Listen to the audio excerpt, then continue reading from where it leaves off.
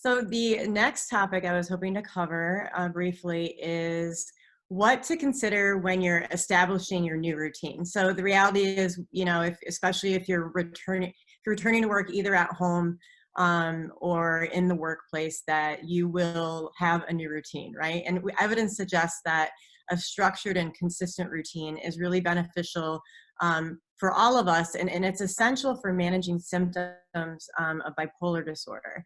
And so I think, this could be a great opportunity to be thoughtful and intentional about what do you want this new routine to look like, as much as you have control over it. So I wanted to give a few suggestions that I have and what to think about when you're establishing this new routine.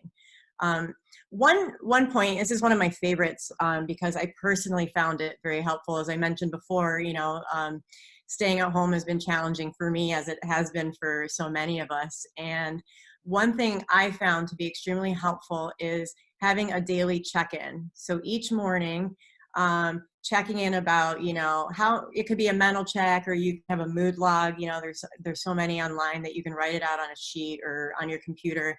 But where am I at today? Where's my energy? Where's my mood, my stress level? And then adjust your expectations and plans for that day based on where you're at.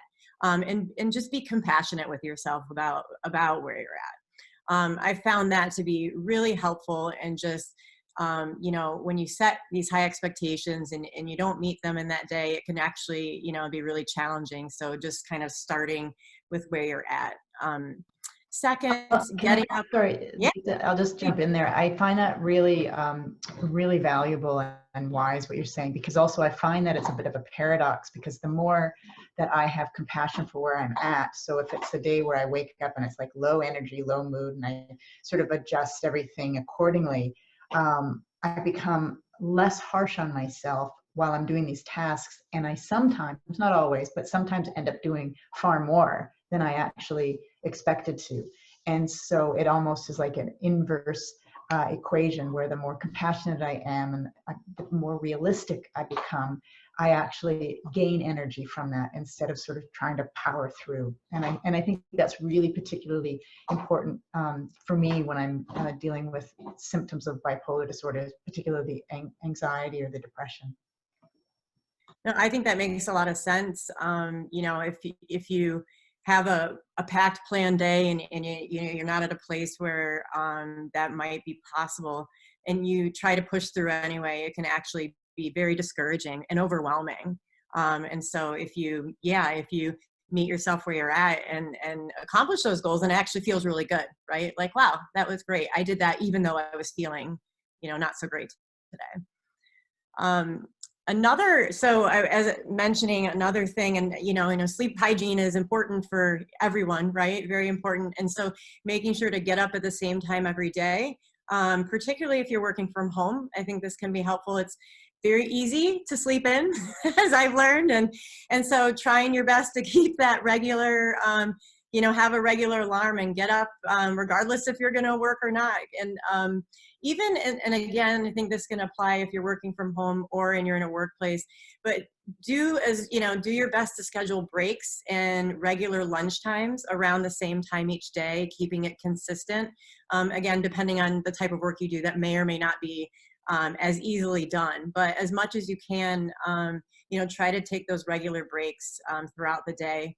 Another point I thought about is, and this is something that, I think became apparent to me while I have been working from home, is creating a comfortable work environment.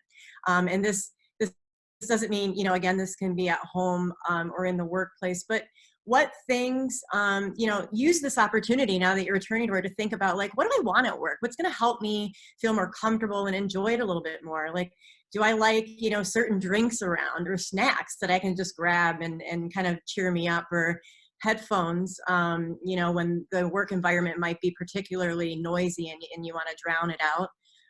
Listening to certain music that you find relaxing and calming. My friends make fun of me and call me a dork because one of my favorite stations is a Pandora Lord of the Rings station. because it is what I love the music. It's so upbeat, but there's no lyrics. And so it doesn't distract me from my work, and I can really, you know, zone into my work, and it still keeps me energized. So is there anything like that for you that you can just kind of plan for and put in place while you're returning to work? Another point is what, you know, during this time, you know, Victoria said that we've been kind of identifying what activities, self-care activities, things that we can be doing just to take care of ourselves, you know, that keep us resilient. What are those activities that you identify that worked for you, and can you continue doing them and prioritize them in your return to work plan? And there's so many examples I'm sure we can think of. Some ideas are, you know, continuing to go for walks. I've been working from home, and my neighbors, I see the same neighbors every day walking around, getting sunlight, vitamin D, and I think it's wonderful. Like, keep doing that if you can. What are the creative activities that you came up with, or your family, because you got sick of watching TV every day and you wanted to do, you know, and you needed a creative outlet? I keep, you know, identify those and try to continue doing them.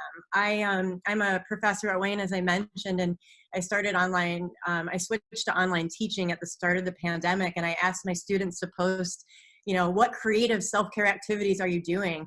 And I was so impressed with their ideas. One of my students actually created a putt-putt course in her home with cups and ping pong balls. And I'm like, that's awesome. And another student started painting again and started selling them online. So she was making a little extra cash on Etsy. So what are your, you know, to help you stay well and resilient activities that you can make sure to keep doing? And then my last point is maintaining convenient habits that you developed during the staying at home. And what I mean by that is a lot of us, you know, started ordering groceries online and getting creative and working out from home, and thinking about, like, wow, that could really save time and be efficient. Even if you are returning to work, can you still keep some of these conveniences that might just reduce your stress level and the number of responsibilities you have to do in the week? So those are some of my ideas.